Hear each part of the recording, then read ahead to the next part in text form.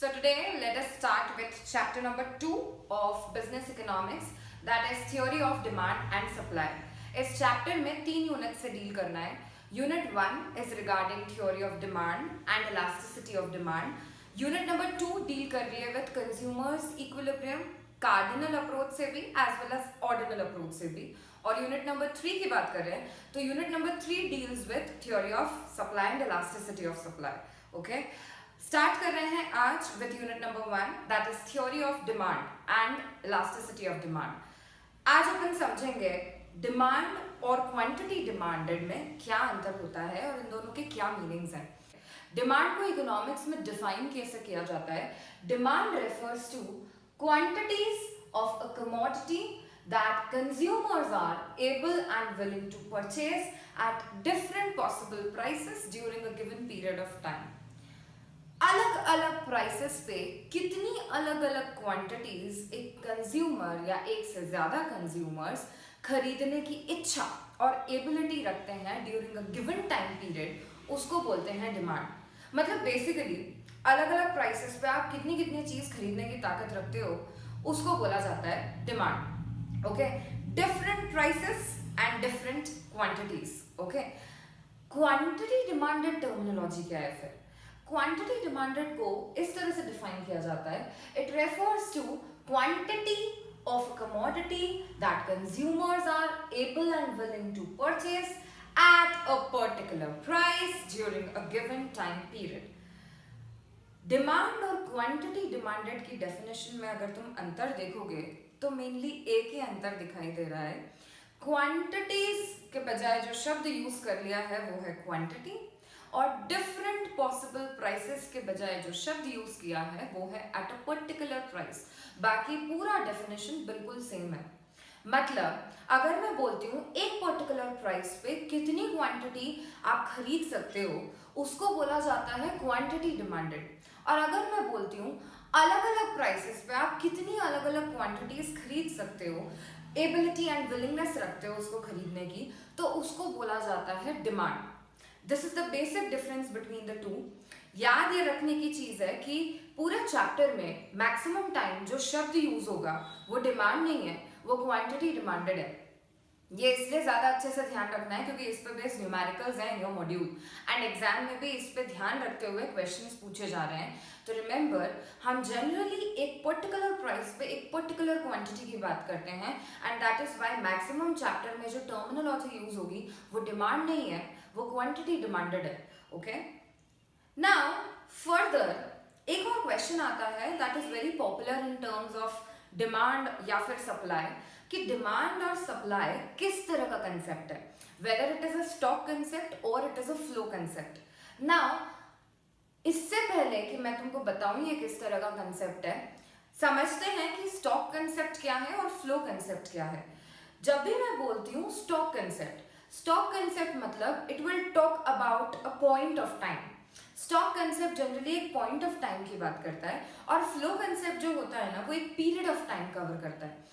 मतलब अगर मैं बोलती हूँ इस पॉइंट ऑफ टाइम पे मेरे पास इतना कैश पड़ा है, this is a point of time, मैं एक particular point of time cover कर रही हूँ. लेकिन अगर मैं तुमको बोलूँ कि यार आज दिन भर में इतना कैश मेरे पास आया और इतना मैंने खर्च कर दिया, this is covering a period of time.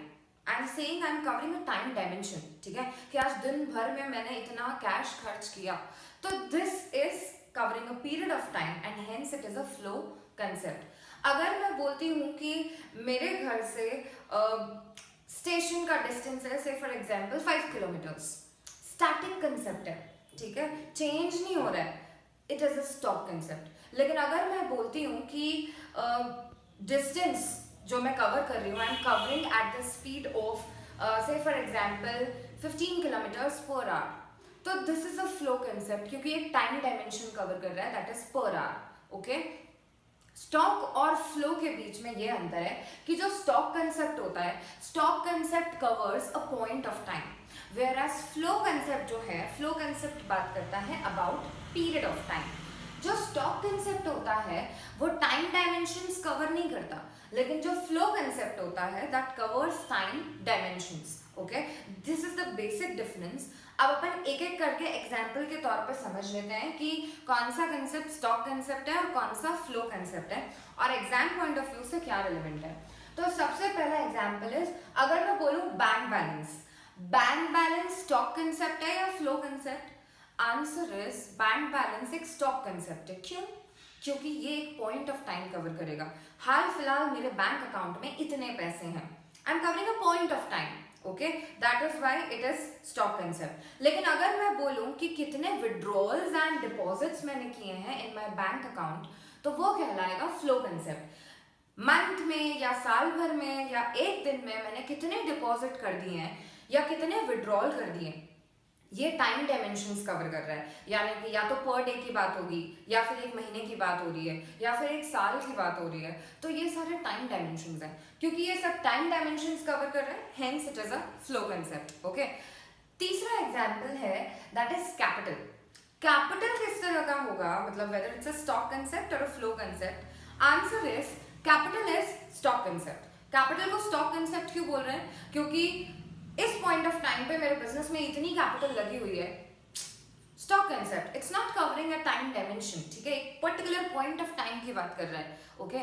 लेकिन अगर मैं बोलती हूँ कि कितनी कैपिटल एडिशन हुई है, what is added to my business, कितना मैंने एडअप किया है कैपिटल इन माय बिजनेस, तो वो एक पीरियड ऑफ टाइम कवर करेगा, टाइम डायमेंशन कवर कर रहा है। यानी कि दिन भर में कितना एडिशन है, या महीने भर में मैंने कितना एडिशन टू कैपिटल किया है, या फिर साल भर में कितना एडिशन टू कैपिटल किया है, ये सारी चीजें is covering a period of time and hence addition to capital will be a flow concept. पांचवा एग्जांपल देखते हैं। Now this becomes important. अगर मैं बात करूं क्वांटिटी डिमांडेड और डिमांड की, ये किस तरह का कंसेप्ट होगा?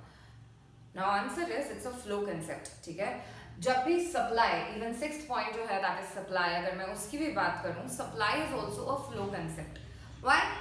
ये दोनों को फ्लो कंसेप्ट की कैटेगरी में क्यों डाल रहे हैं? These two are flow concepts because ये कवर करेंगे a period of time, they cover time dimension. जब भी मैं डिमांड या सप्लाई की बात करूंगी, मैं जनरली कोई पॉइंट ऑफ टाइम की बात नहीं करूंगी। डिमांड, सप्लाई, क्वांटिटी डिमांडेड, ये सब generally a period of time cover करते हैं। अपन ऐसे बोलते हैं ना, आज दिन भर में हमारा इतना सप्लाई रहा, या फिर महीने भर में हमारी इतनी डिमांड रही, ठीक है, ऑफ अ पर्टिकुलर क्वांटिटी और डिफरेंट क्वांटिटीज, ओके। तो दैट इज व्हाई एग्जाम में जब भी पूछा जाए सप्लाई के रिस्पेक्ट में स्पेशली एक क्वेश्चन आता है कि सप्लाई किस तरह का कंसेप्ट है, answer is supply is a flow concept.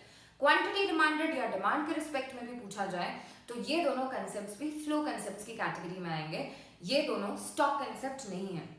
In the next lecture, we'll continue with factors affecting demand.